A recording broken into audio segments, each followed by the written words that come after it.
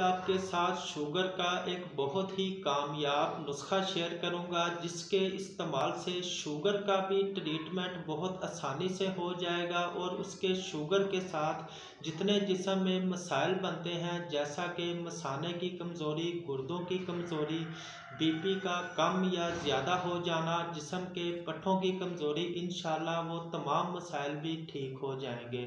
दोस्तों, आपने सुहांजना लेना है, जिसको इंग्लिश में मोरिंगा कहते हैं। उसके आपने पत्ते लेकर किसी पंसारी से खुद पीस लें, अगर बनी बनाई प्रोडक्ट भी ले सकते हैं।